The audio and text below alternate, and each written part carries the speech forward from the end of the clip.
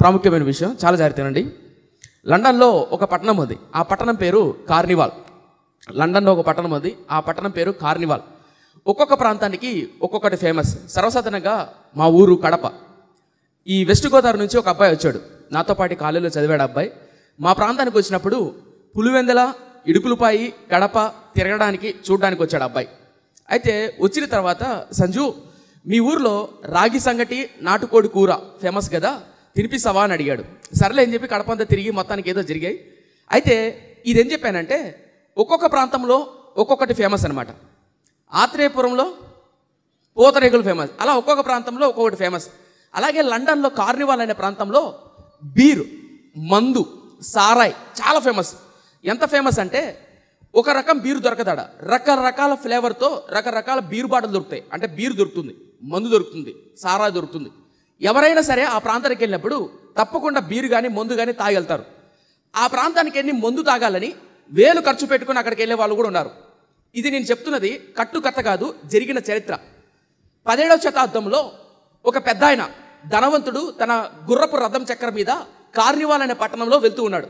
అలా వెళ్తూ ఉంటే ఊరి బయట అరుగు మీద, పాతకాలంలో మామూలుగా పల్లెల్లో అరుగులు ఉంటాయి, ఊరి బయట కానీ ఇంటి ముందర కానీ రచ్చబండ అరుగులు ఉంటాయి సరా, అలా అరుగు మీద ఒక పెద్ద ఆయన కూర్చోన్నాడు. ఈ ధనవంతుడు ఆ గుర్రపు రథం మీద తిరిగి ఆ పెద్ద ఆయన అడిగాడు, ఏమయ్యా పెద్ద ఆయన, ఏం ఊరు అయ్యేది పాపిష్టి ఊరు, ఎక్కడే కానీ సుక్క మందు దొరకలేదు. మందు అంటే టానిక్ గాసుమా, సారా, ఎక్కడే కానీ సారా దొరకలేదు. ఏం ఊరు అయ్యేది పాపిష్టి ఊరు, అక్కడేమో పుట్టలుగా చెప్పుకుంటున్నారు కార్నివాల్ అనే ఊర్లో మందు బాగా దొరుకుతుందని, ఇక్కడ చుక్క మందు దొరకలేదు అన్నాడు. అప్పుడు ఆయన చెప్పాడు లేచి, పెద్ద ఆయన వినయంగా లేచి ఏమన్నాడంటే, అయ్యా ఒకప్పుడు ఈ ప్రాంతంలో మందు పుష్కలంగా దొరికేది. 100 ఏళ్ల కిందట ఒక ఆయన ఈ ప్రాంతానికి వచ్చాడు. 100 ఏళ్ల కిందట ఒక ఆయన ఈ ప్రాంతానికి వచ్చాడు. అప్పటి నుంచి మా ప్రాంతంలో బ్రాందీ షాపులు కానీ, మందులు కానీ, నాటకశాలలు కానీ అన్ని బంద్ చేయబడ్డాయి అన్నాడు. ఎన్నేళ్ల కిందట? 100 ఏళ్ల కిందట. 100 ఏళ్ల కిందట అయిపోయిన ఎవరయ్యా పెద్ద ఆయన అడిగాడు ఆ ధనవంతుడు. ఆ 100 ఏళ్ల కిందట వచ్చిన ఎవరయ్యా ఆ వ్యక్తి అంటే, ఏం లేదు, గుర్రం మీద 100 ఏళ్ల కిందట మా ప్రాంతానికి ఈ కార్నివాల్ అనే పట్టణానికి ఒక ఆయన వచ్చాడు. ఆయన పేరు జాన్ వెస్లీ. ఆ జాన్ వెస్లీ గారు ఇంచుమించు 2-3 నెలలు మా ప్రాంతంలో సువార్త చేశాడు. ఆ సువార్త చేసింటే ఒక్కొక్క హృదయం రగిలింపబడి మా ప్రాంతంలో ముందు తాగేవాళ్ళు, నాటకాలు వేసేవాళ్ళు బంద్ చేశారు, ప్రభు కొరకు రోషం కలిగి బ్రతుకుతున్నారు అని చెప్పాడు. ఈయన పెద్ద ఆయన అడిగాడు, 100 ఏళ్ల కిందట వచ్చినట్టు ఒక ఆయన చేసిన సువార్త ఇంత ప్రభావమా అని. నిజమే, లండన్లో జాన్ వెస్లీ అనే దైవజనుడు ఇంగ్లాండ్ దేశాన్ని వణికించాడు. అంత గొప్ప దైవజనుడు. అయితే ఇప్పుడు చాలా జాగ్రత్తండి, అలాంటి గొప్ప దైవజనుడు చూసినటువంటి 17 ఏళ్ల కుర్రోడు, చాలా జాగ్రత్తండి ఇక్కడి నుంచి, అంత గొప్ప దైవజనుడు చూసిన 17 ఏళ్ల కుర్రోడు ఇలా అనుకున్నాడు, నేను ఆ దైవజనులా సేవ చేయాలి, నేను ఆ వ్యక్తిలాగా పరిచయం చేయాలి అని అనుకున్నాడు. ఇప్పుడు ఆ వ్యక్తిలా పరిచయం చేయాలంటే ఆ జాన్ వెస్లీ అనే దైవజనుడు లండన్లో ఆక్స్ఫర్డ్ యూనివర్సిటీలో మాస్టర్స్ చేశాడు, బాగా గొప్ప చదువు చదివాడు. కానీ 17 ఏళ్ల కుర్రోడు పేదవాడు, దరిద్రుడు. జంతు చర్మాన్ని నానబెట్టి ఆ చర్మాన్ని కోసి చెప్పులు తయారు చేసుకునేవాడు. అర్థమవుతుందా? మిమ్మల్ని ప్రశ్న అడుగుతాను, చచ్చిపోయిన శవం ఎదుట సెంట్ వాసన వస్తుందా, మల్లెపూల వాసన వస్తుందా, ముద్దమందారం వాసన వస్తుందా? చచ్చిపోయిన శవం ఎదుట ఏ వాసన వస్తుంది? ఆ చచ్చిపోయిన శవాన్ని తొట్టిలో నానబెట్టి ఆ చర్మాన్ని కోసి చెప్పులు తయారు చేసేవాడు ఈ 17 ఏళ్ల కుర్రోడు. ఈ వ్యక్తి అంత గొప్ప దైవజనులు అవ్వాలని కోరిక, ఆశ, ఏడ్చేవాడు. తన చెప్పులు కుట్టుకునే చెప్పులు షాపులో దేశాల యొక్క పటాలు గీసి, నన్ను ఈ దేశంలో వాడుకో, నన్ను ఉపయోగించుకో, ఆ జాన్ వెస్లీ దైవజనులాగా నన్ను వాడుకో అని ప్రార్థన చేసేవాడు, ఏడ్చేవాడు. ఆ దైవజనుడి యొక్క బట్టలు, ఆ దైవజనుడి యొక్క జీవిత చరిత్ర చదివేవాడు. ఒకసారి 13 కిలోమీటర్లు అంటే 13 మైళ్ళ దూరంలో ఈ జాన్ వెస్లీ వస్తున్నాడని ఈ 17 ఏళ్ల కుర్రాడు తన స్నేహితుడు ఫిలిప్ ఇద్దరు వెళ్ళారు ఆ జాన్ వెస్లీని చూద్దామని. చూసి ఆశ్చర్యపోయాడు, కళ్ళలో నీళ్లు గారుతున్నాయి. అయ్యా నన్ను వాడుకో అయ్యా, అయ్యా ఈ దైవజనులో నన్ను దీవించయ్యా, నన్ను ఉపయోగించుకో అయ్యా అని ఏడుస్తున్నాడు.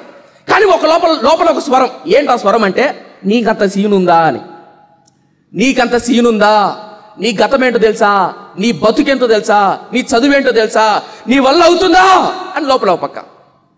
నిజమేనయ్యా నన్ను వాడుకో అయ్యా, ఏడ్చేవాడు. 17 ఏళ్ళు అయింది, 20 ఏళ్ళు అయింది, 25 ఏళ్ళు అయింది, 30 ఏళ్ళు అయింది, 32వ సంవత్సరం వస్తానే మన భారతదేశానికి వచ్చాడు. మన భారతదేశంలో ఇంచుమించు 32-13 భాషల్లాగా బైబిల్ తర్జుమా చేశాడు. మన భారతదేశంలో మొట్టమొదట బ్యాంకులు స్థాపించాడు. మన భారతదేశంలో కలకత్తా అనే ప్రాంతంలో సెరంపూర్ బైబిల్ కాలేజ్ స్టార్ట్ చేశాడు. అద్భుతమైన సేవ చేసి చనిపోయాడు. ఆయన ఎవరు తెలుసా? William Carey. అయితే ఇప్పుడు 17 ఏళ్ల వయసులో దేవుడు నన్ను వాడుకుంటాడు అనే ఆతురత తనకు మొదలైంది. తనను వాడుకోవడానికి కారణం ఏంటి, తనను ఎన్నుకోవడానికి కారణం ఏంటి అనేది ఈరోజు ధ్యానం చేయబోతున్నాం. మళ్ళీ చెప్తున్నా, తనను వాడుకోవడానికి, తనను ఎన్నుకోవడానికి కారణం ఏంటి? ఎందుకు ఈ ప్రశ్న చెప్పానంటే, ఈరోజు మనం క్రిస్మస్ పండుగ జరుపుకుంటున్నాం కదా. ఇలా జరుపుకుంటున్నప్పుడు ఈ క్రిస్మస్ పండుగ అంతట్లో యవ్వనస్తురాలైనటువంటి మరియానే దేవుడు ఎందుకు ఎన్నుకున్నాడు? నా మొదటి ప్రశ్న. దేవాది దేవుడు యేసుక్రీస్తుగా లేదా నరావతారిగా ఈ భూమి మీద పుట్టడానికి మరియానే ఎందుకు ఎన్నుకున్నాడు? ఎందుకు ఎన్నుకున్నాడు తెలుసా?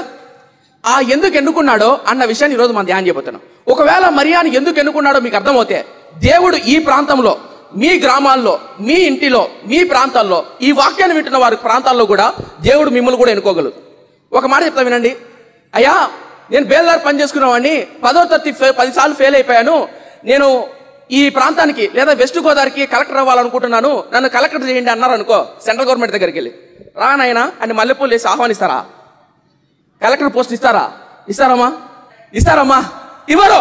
కలెక్టర్ అవ్వాలనుకో కండిషన్స్ ఉంటాయి, ఒక జాబ్ కొట్టాలంటే కండిషన్స్ ఉంటాయి, టర్మ్స్ అండ్ కండిషన్స్ ఉంటాయి. నా ప్రశ్న, ఒక దేవుడు, దేవాది దేవుడు, భూమి ఆకాశం సృష్టించే దేవుడు ఒక వ్యక్తిని దీవించాలంటే, ఒక వ్యక్తిని వాడుకోవాలంటే, ఒక వ్యక్తిని నడిపించాలంటే దేవుడికి కండిషన్స్ లేదా మనుషుల పట్ల దేవుడు కొన్ని ఆశించడా?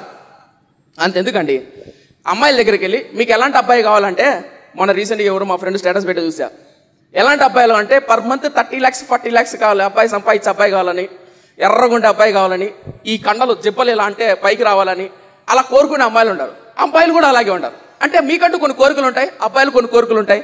మరి దేవాది దేవుడికి వాడుకోవాలంటే, దేవుడు ఒక వ్యక్తిని ఉపయోగించుకోవాలంటే, ఆశీర్వదించాలంటే దేవుడు కోరికలు ఉంటాయా ఉండవా? కండిషన్స్ ఉంటాయా ఉండవా? ఆ కండిషన్స్ ఏంటో చెప్తాను, చూద్దామా? లూకా రాసిన సువార్త 1వ అధ్యాయం